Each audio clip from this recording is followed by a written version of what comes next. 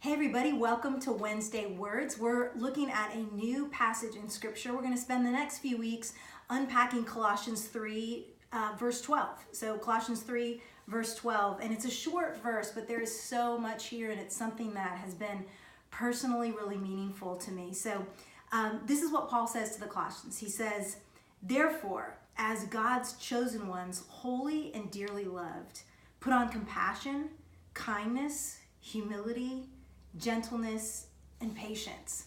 So we want to look at this verse over the next few weeks. And, the virtues are an interesting thing. I loved it. One woman said to me, she said, "I think I have plenty of the virtues when I don't need them." And then she said, "It's only when I'm in the situation that I realize I'm short of that one virtue that I need." And the reality is that either we have the virtues or we don't. When we are in the situation where we need patience or where we need humility or where we need gentleness, that's when we know if we have those virtues. But I used to get frustrated when looking at a passage like this because I would think, what is Paul talking about? I mean, Paul just tells us to just put on kindness, put on compassion, just like we're putting on clothes. And he makes it sound so easy. And I would look at a text like this and I would be frustrated because I would be like, Paul, I can't just grab kindness or grab gentleness or grab patience whenever I want it. But there's something that comes before the virtues that has been really life-changing for me.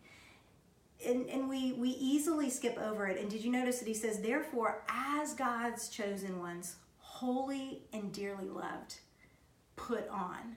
And then he lists those five virtues. So he's saying, listen, you are chosen, you are holy, and you are dearly loved. Therefore, you are able to put these virtues on.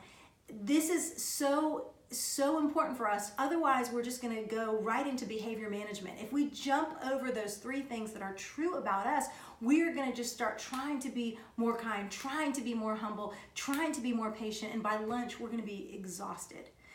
So I had to go back and I had to look at each of these and look at these words. And Paul, he talks about the fact that as believers in Jesus Christ, we have been chosen from before the foundations of the world. Chosen for salvation, chosen to know him.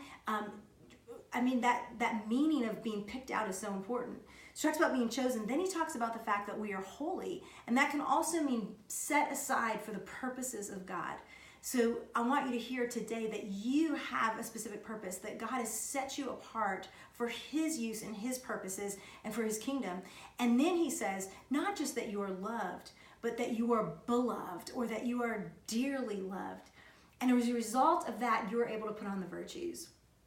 I'll close with this. I had a friend years ago who entered the Naval Academy, and he had worked his whole life to get into the academy and to be part of the Navy. And he said he just dreamed about wearing that uniform. And he talked about the very first time that he put the uniform on and what that meant to him. And it's been so interesting to think back on that because the uniform was not what made him part of the Navy. He was part of the Navy. He was chosen for the Navy. He was set apart from the Navy. And as a result, he was able to wear the uniform. I think that's just a little bit of the picture that Paul gives us here, that because you are chosen, because you've been set apart and made holy, because you are dearly loved, you are able to wear the virtues. And so over the next several weeks, we're going to unpack each of these virtues found in Colossians 3, verse 12. So we'll see you back here next week.